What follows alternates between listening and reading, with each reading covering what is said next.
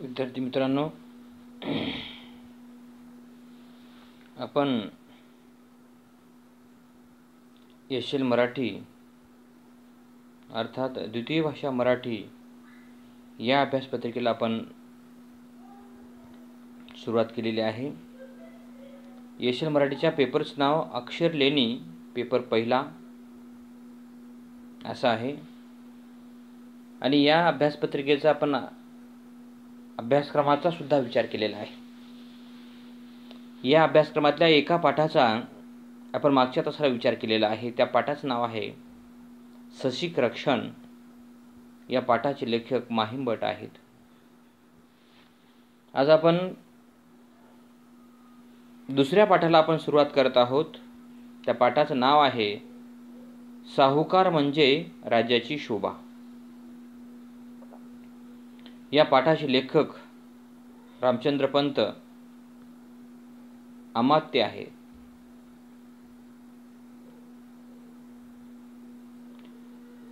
छत्रपती शिवाजी महाराजांचा काळ हा कसा होता? छत्रपती शिवाजी महाराज आपल्या स्वराज्यामध्ये किंवा शिवशाहीमध्ये स्वराज्याच्या प्रत्येक घटकाकडे कशा पद्धतीने लक्ष देत होते, त्याची इत्थंभूत माहिती, वस्तुनिष्ठ दर्शन रामचंद्र पंत अमात्य यांनी या पाठाच्या माध्यमातून दर्शन घडवलेले आहे.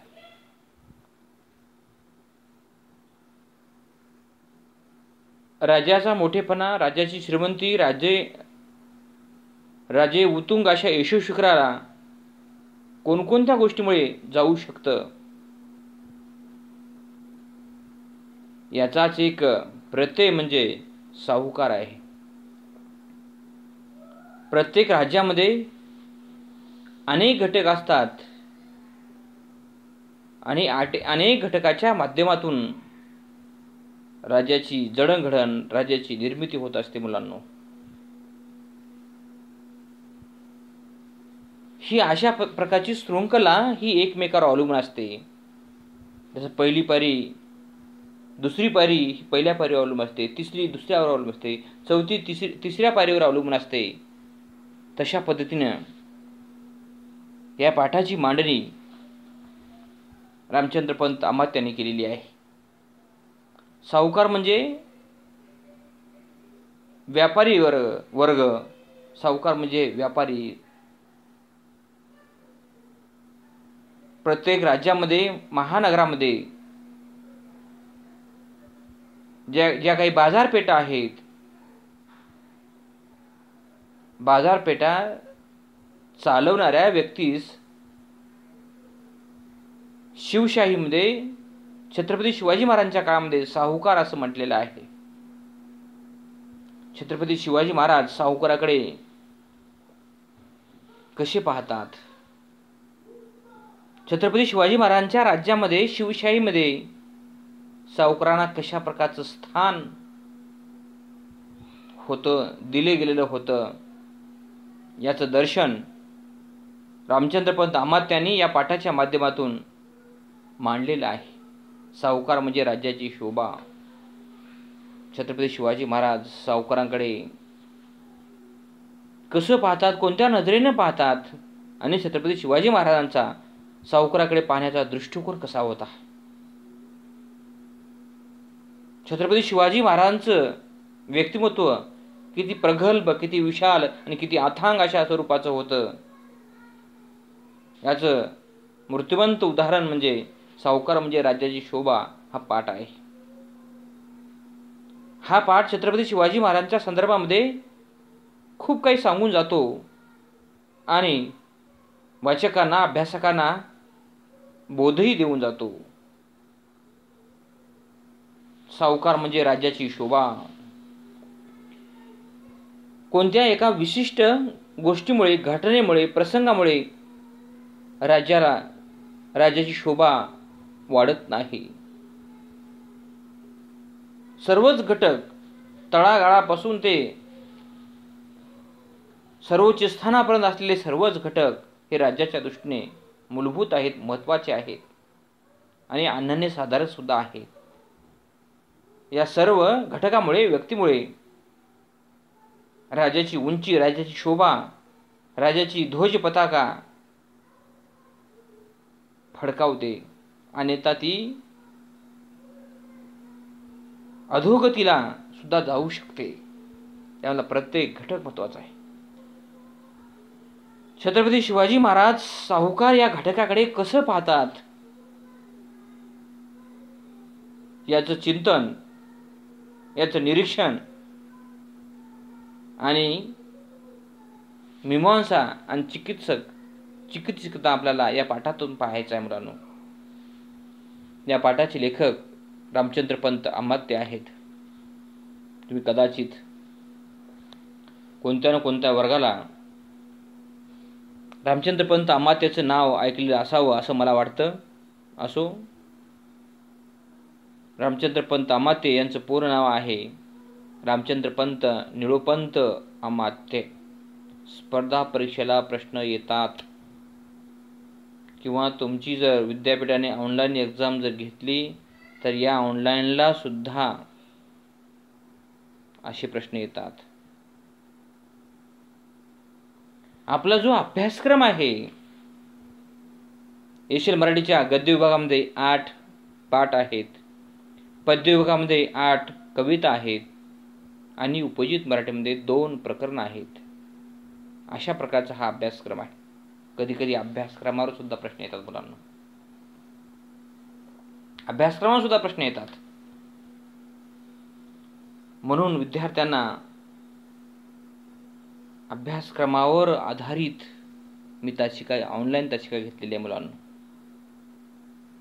किती विद्यार्थी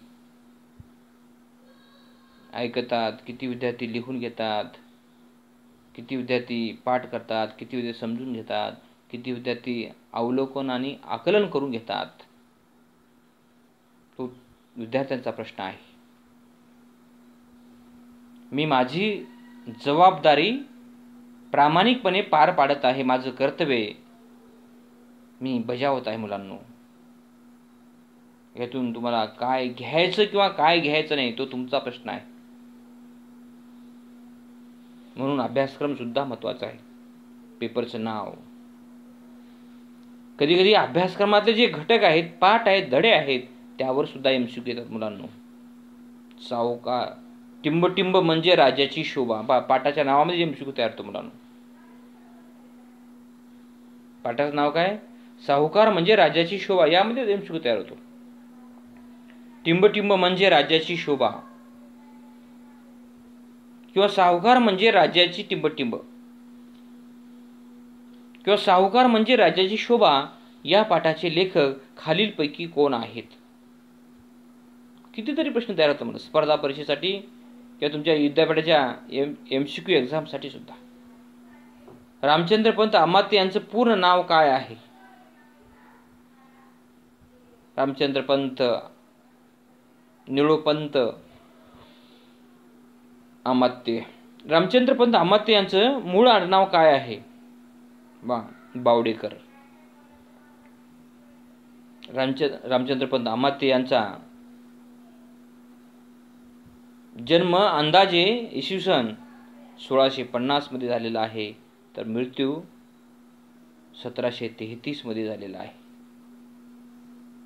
रामचंद्र पंत अमात्य छत्रपती शिवाजी महाराजांच्या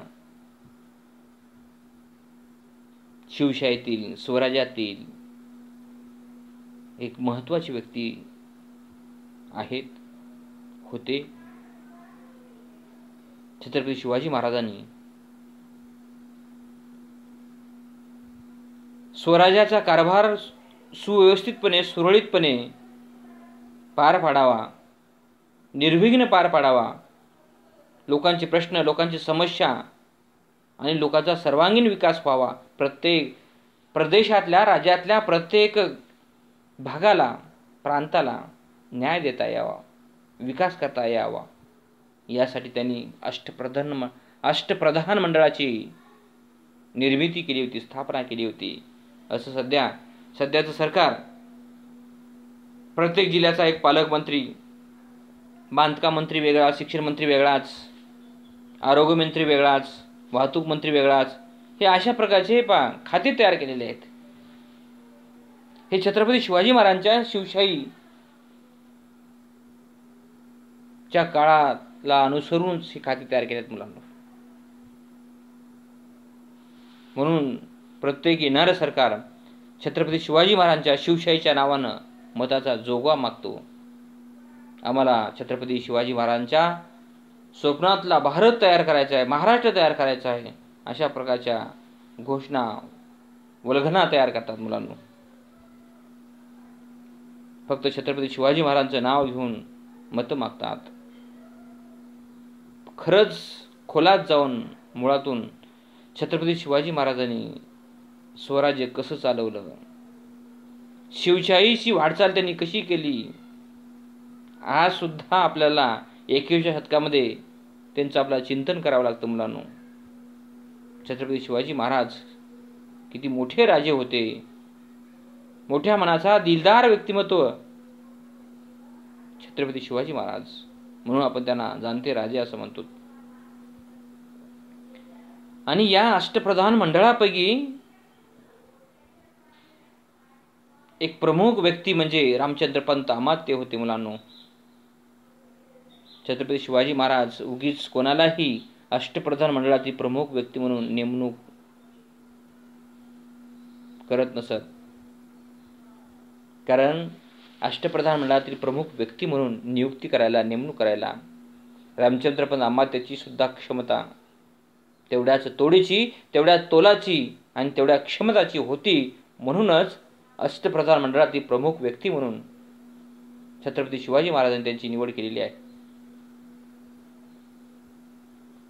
असे अनेक प्रश्न या पाठाच्या माध्यमातून आपल्याला घेता येतात मुलांना, मांडता येतात, ग्रहण करता येतात. 1674 मध्ये छत्रपती शिवाजी महाराजांचा राज्याभिषेक सोहळा संपन्न झालेला आहे. 1674 मध्ये छत्रपती शिवाजी महाराजांचा राज्याभिषेक सोहळा संपन्न झालेला आहे. या सोहळ्याच्या समयी, या सोहळ्याच्या वेळी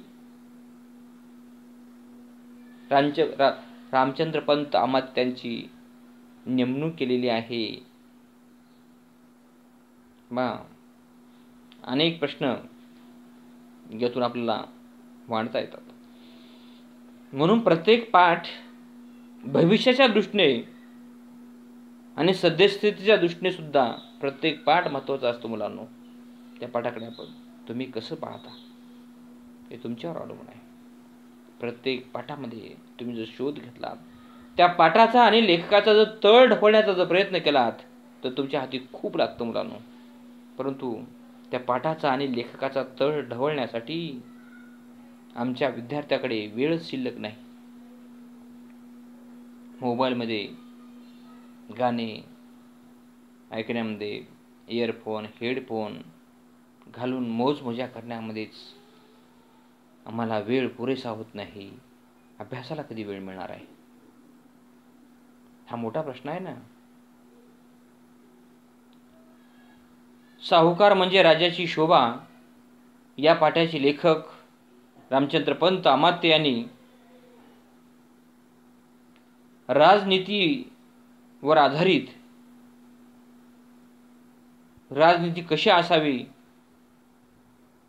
राजनीतीची आदर्श तत्वे ज्या ग्रंथामध्ये मांडलेलं आहे, लिहिलेलं आहे, अशा प्रकारचा राजनीतीवर आधारित आज्ञापत्र या ग्रंथाचे रामचंद्र पंत अमात्य लेखक आहेत मुलांनो. आज्ञापत्र या ग्रंथाचे लेखक रामचंद्र पंत अमात्य आहेत. हा ग्रंथ किती अभ्यासपूर्ण त्याने लिहिला असेल, मांडला असेल. आज्ञापत्र या ग्रंथाचा इतिहासाचा जेव्हा अभ्यास करावा लागतो एखाद्या अभ्यासकाला, संशोधकाला, तेव्हा आज्ञापत्र या ग्रंथाचा संदर्भ ग्रंथ म्हणून हाताळावा लागतो. संदर्भ ग्रंथ म्हणून नोंद करावी लागते मुलांना. इतका महत्त्वाचा दस्तऐवज,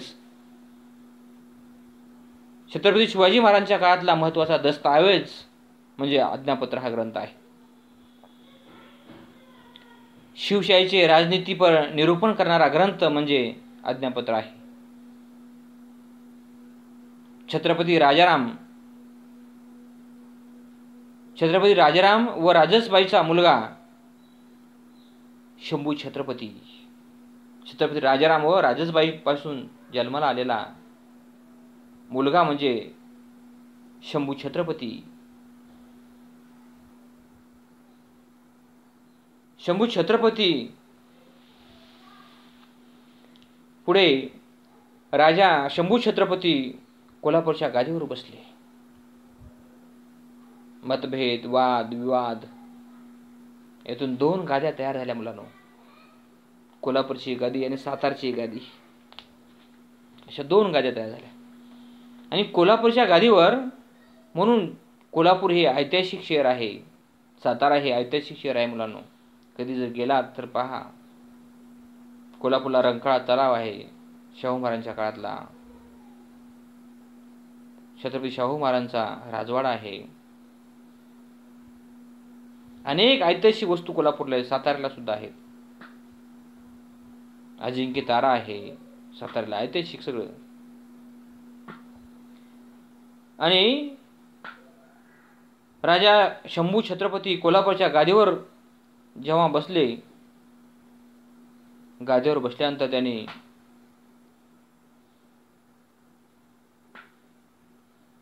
रामचंद्र पंत अमात्यांना त्यांनी आज्ञा दिली, हुकूम दिला, आदेश दिला की तुम्ही आज्ञापत्र या ग्रंथाचं लेखन करा. तुम्ही काहीतरी लिहा. तुम्ही जो छत्रपती शिवाजी महाराजांचा काळ जवळून पाहिलेला आहे, शिवशाहीचे तुम्ही युग साक्षीदार आहात.